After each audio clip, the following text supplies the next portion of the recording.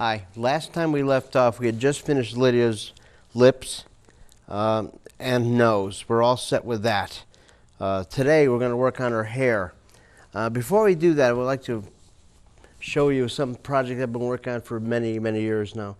It's based on a gentleman that used to be employed at the school where I learned how to paint. He was just a janitor, but I was always captured by his looks, and I took a photograph of him, a nice little black and white photograph, and actually my professor took a couple of shots too. So this has been 25 years in the making, and I didn't think I had the nerve to try it then, but I waited and waited, and from a black and white photograph, a real small grainy photograph, I came up with this painting, and I colorized it, which in itself is a challenge. And I couldn't think of a way to really capture his attention, so I came up with a flower. Again, you'll never find this flower anywhere. It doesn't exist. And I'm probably going to redo it one more time. I'm not quite happy with the way it looks. But I like the way there's a little action or interaction between Stokey and the color of the flowers, and there's a little twinkle in his eye. As you can see, it's not quite done yet. I'm still working on the lower part of his left arm, left hand. So eventually, you'll see the progress that I have made on it. Anyway, back to Lydia. We're going to work on her hair tonight. And to do so, and I'm going to actually split this canvas to this angle. What I want to do is capture that angle rightly. I'm looking at the picture I have here of Lydia, and there's 2 or 3 types of brown here. I got all those colors on my palette. We're going to start off with the burnt umber and Payne's gray. Make it into a nice wet mixture, kind of like a pancake batter. At this point, where it starts off, it's rather dark. I'm going to work it into a nice soluble mixture. Pancake batter, or if you wish, crepes. All depends on what your taste is. We're going to start it here, and we're going to work it into a nice angle.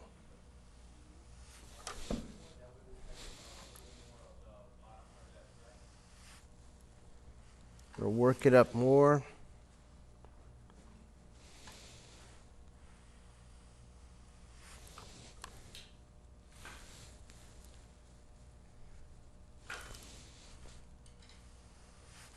The hard part about this, we're doing each hair strand by strand. Most people would try to do it all en masse, try to do the whole thing at once. I find it to be pretty horrible. I'd rather do each strand individually. That way you could address the fact that they change colors. Doesn't seem to change when moving it around. And that's what I'm going to do. I'm going to gradually bring in the dark and transform it into a light. I actually want more and more of the paint to be involved. So I'm going to grab more of the paint, make it very soluble.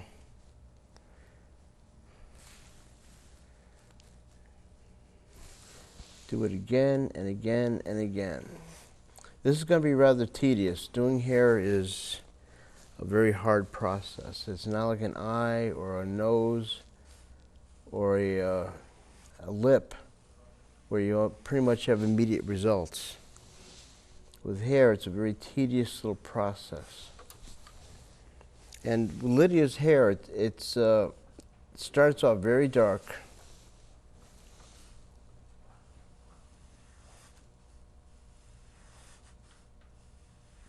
I'm going to show this gradually. We're going to see the transformation. Next, we're using a kind of a raw umber.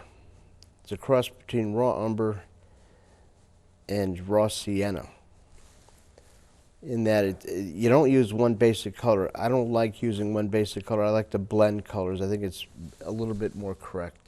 So we're going to do that. We're going to actually blend in the light color.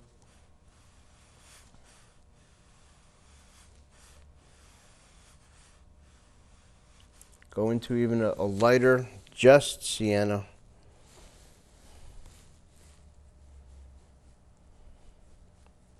If I had gone directly from Payne's gray to burnt umber, it would have been so obvious. But when it's gradual like this, it works a little bit better. Just like hair does. I'm going to make it even lighter now. We're actually going to take a little tan. Blend that in. Just like her hair is kind of light. I'm going to blend that in ever so gradually.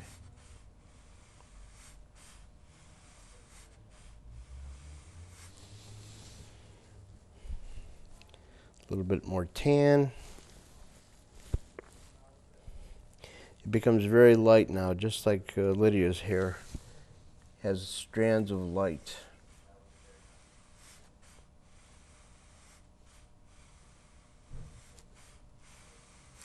Now the thing that happens is it immediately turns darker.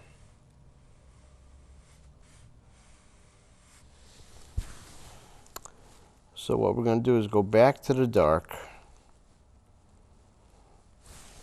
and do the same thing. We transform that little grouping of hair and make it darker and darker and darker.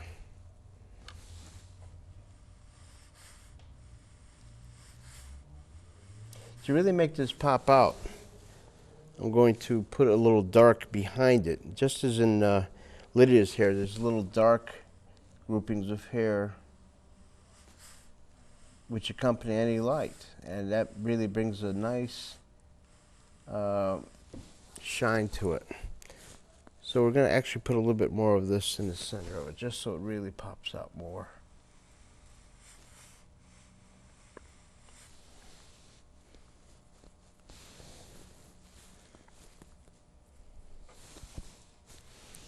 Let's take a little bit more of the tan, mix it with the sienna, make it very light in this area. Watch what happens when we take a dark grouping of color right next to the light. It'll really make it pop out. Later on I can actually go back and really make it even lighter if I want. But watch what happens right now. You have to make it very soluble. If it's too thick, it won't work.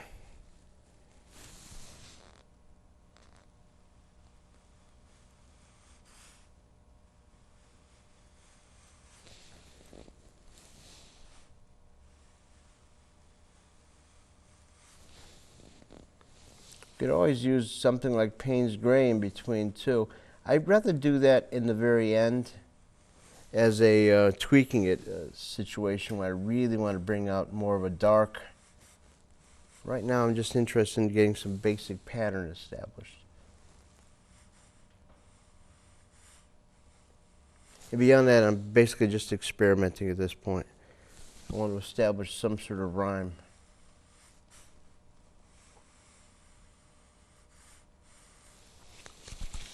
So far, so good. Let's go back to this light area. We're putting in the tan. We're putting in just more judicious amounts to see what happens. Make it even lighter. That makes the whole thing more bouncing.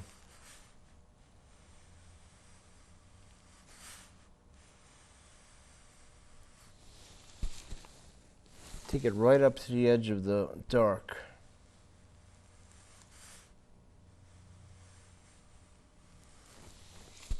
Go back over again. This time we go right next to the black on the other side of it. Let's make a whole big new pile of it.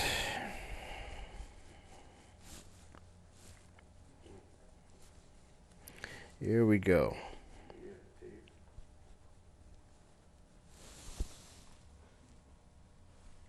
When you're using a very large surface like this, you go through pints of paint.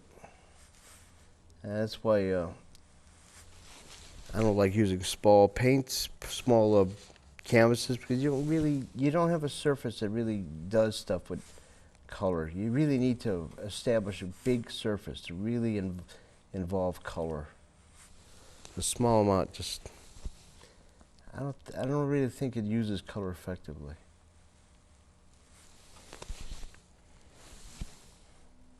And you'll see what happens when this is all set. It's going to look nice, especially when it shoots off the eyes and the flesh tone. It's going to be really resplendent. It's going to be really nice. Now we go back into a dark area. Gradually.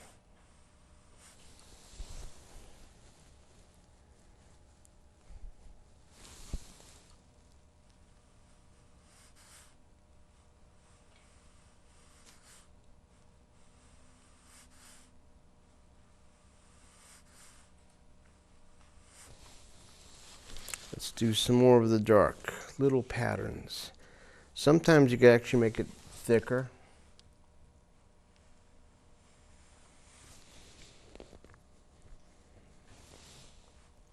We'll see how we do it. Sometimes you don't have to. It all depends on how the colors interplay. I might make the lighter colors more definite, have them be stronger.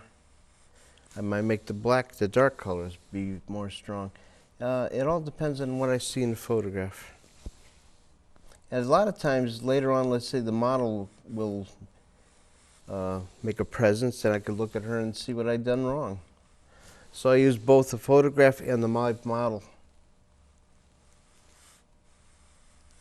There's always been an age-long argument as to what you should use, a live model or a photograph. I opt for both. I think one should correct the other. Never rely strictly on one. And again, when you use a photograph, you could paint any hour of the day. Sometimes you don't have the time. Sometimes the model is not available. Always good to have a photograph around. A good argument can be made for both. We're going to make this grouping of light a little bit more thick. I'm looking at the photograph, and there is an area that really is more light than not.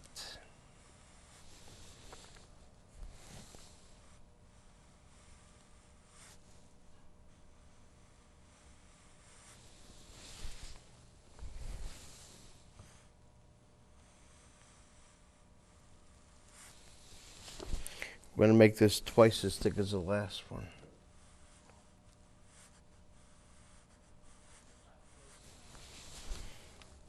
And we're going to make the dark also twice as thick as the last one also.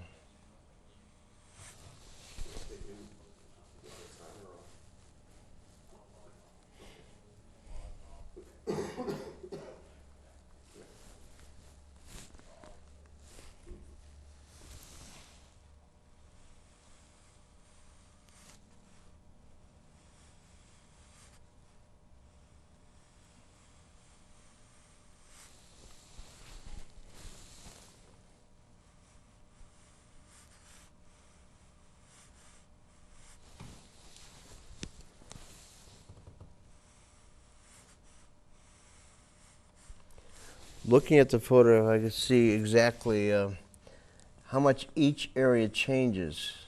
The glimmer of the light in a strand of hair changes. It's not the same. I'm going to make this one even thicker. Now later on, I could actually change this as I wish. Let's go with a little bit darker here. Sometimes it's not going to be that thick. We'll make it thinner.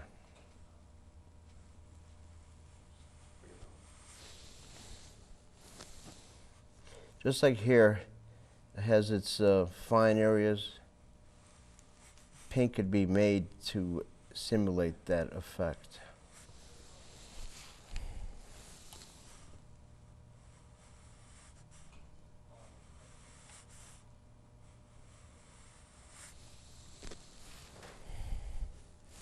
We're going to make this dark very thin. We're going to make the light area very definite there. The next one's going to be just as thick as the other one. And actually we're going to play around with it. We're actually going to blend it down more. I'm looking at the photograph and it does travel down a bit. So we're going to imitate that.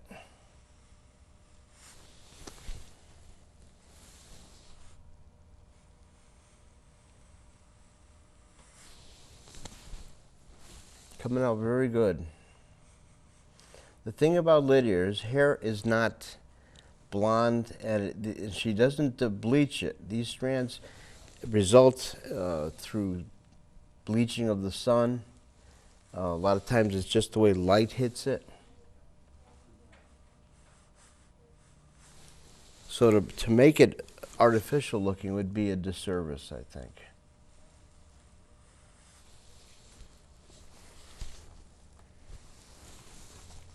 I could use a larger brush.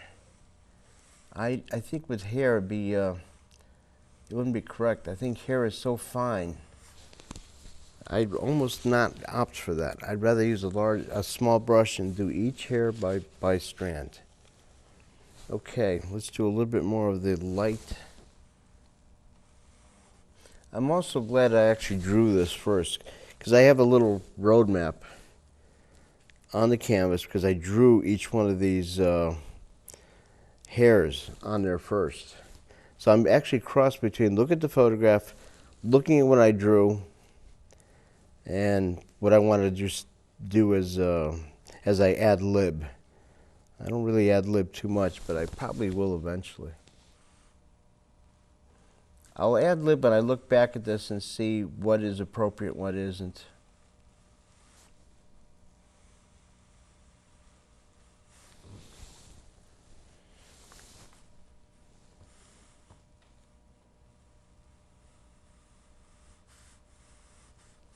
Notice I made it a little bit lighter as I entered closer to the face.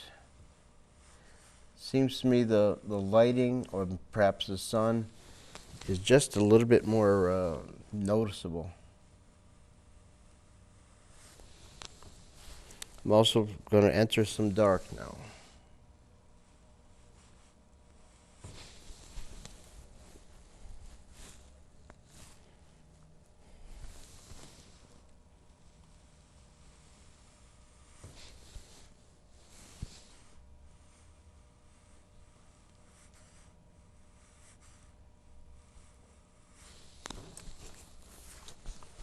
We're going to go back into this area and just connect the dots. I don't like having big open areas. They leave too much to the imagination, so I'm going to fill those in.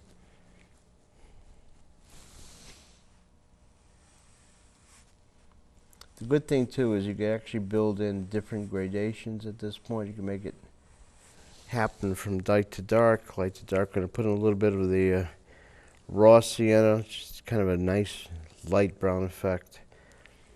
Work in some of the burnt siennas. As hair gradually changes color, we want that effect to be shown. I like that effect.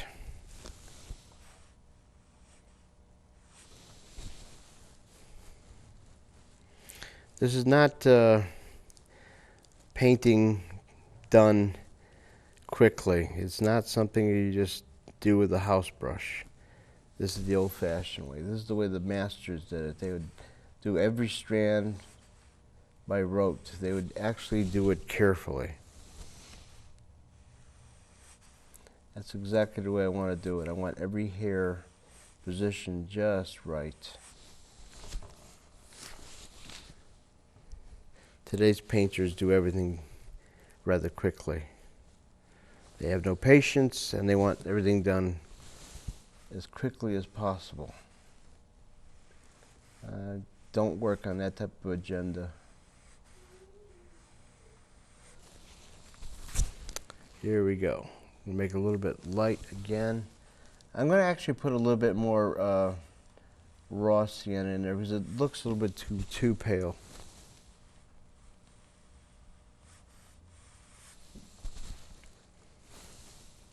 I'm going to actually put the raw sienna right now, and you'll notice it's kind of a orangey effect.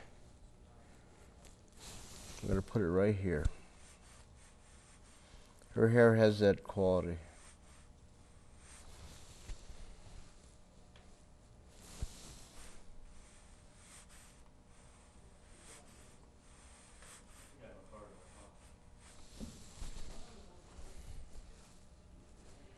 Her hair is intriguing because it goes through so many different stages. It really is very dark, but it has the ability to capture light. And like I said, I don't believe she dyes her hair at all, though one never really knows. So we're going to just get as much of the dark in as possible and play around with it.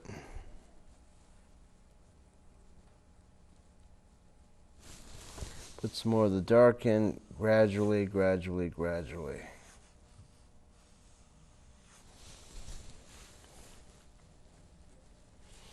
What I'm going to do now is like really make a big mess of the burnt sienna, burnt umber, I'm sorry, and just start off with that arrangement, just like I did initially.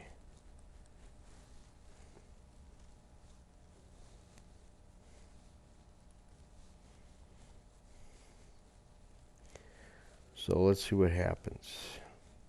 Combination is very wet, pancake batter again. We're going to go into this, break it in gradually.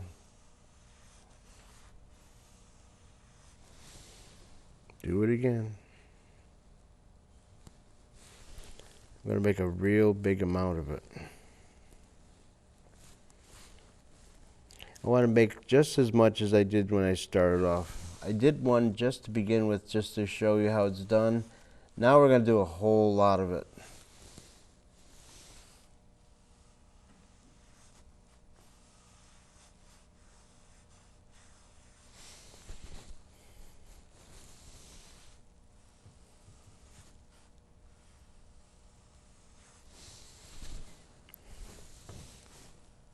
This area right here is super dark. I guess the light doesn't affect it as much as the rest of it. So we're going to go further down with the dark paint, more of the burnt umber.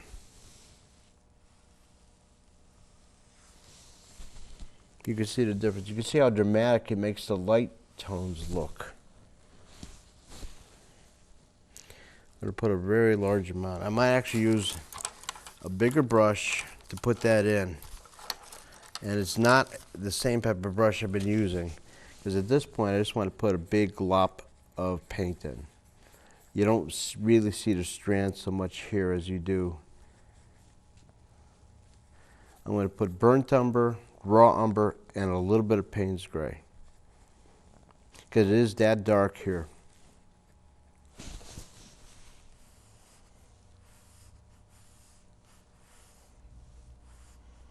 About as close as I get to doing what the acceptable artists do these days.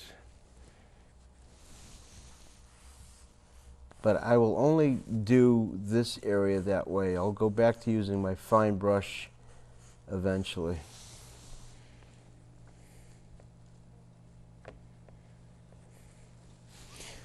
Make it very soluble. Here we go again. Just to show you what I'm talking about from this area, judging by the photograph, I'm really going to darken this up all the way up to here. I'm going to go back to the fine brush in 1 second.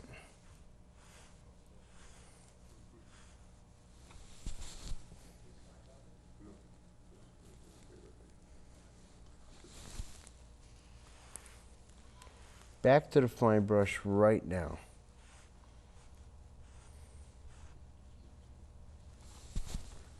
Here we go. We're going to do the fine brush to make some of these actually come in. We're going to go this way.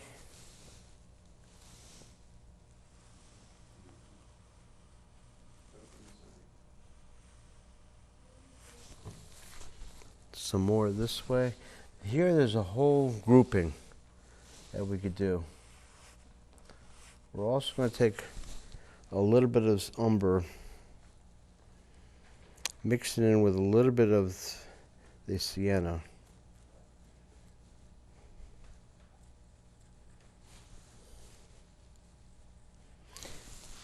Forms a kind of reddish brown, which is what we want.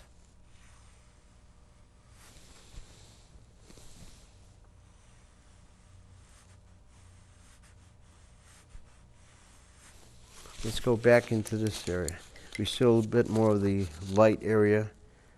I'm going to take a little bit more of the raw sienna, blend it in carefully, so none of this just looks artificial.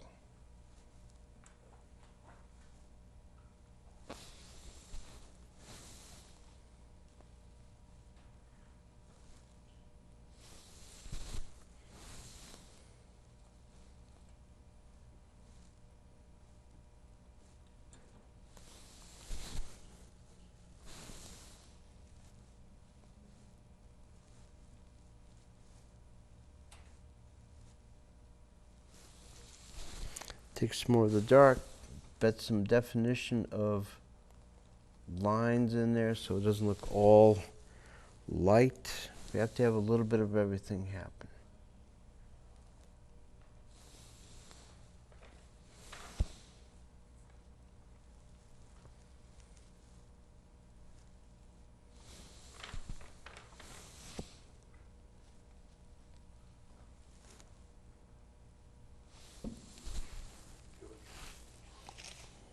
Now, before we end this portion, I want to show you exactly what has happened by flipping it over vertically.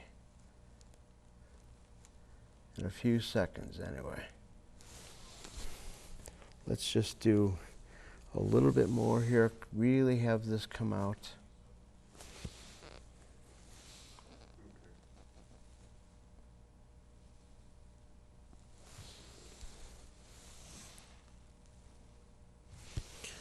All right, a few more seconds.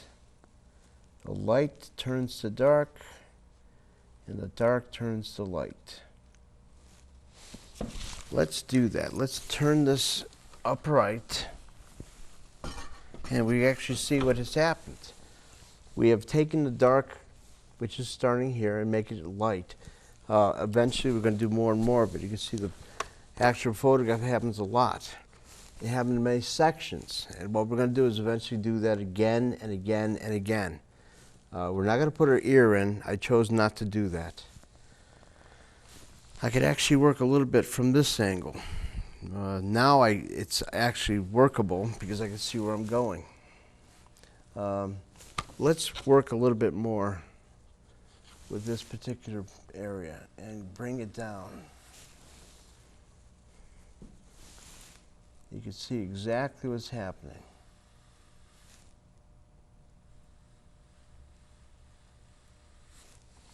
Working nice. It's always nicer to do each strand by each strand.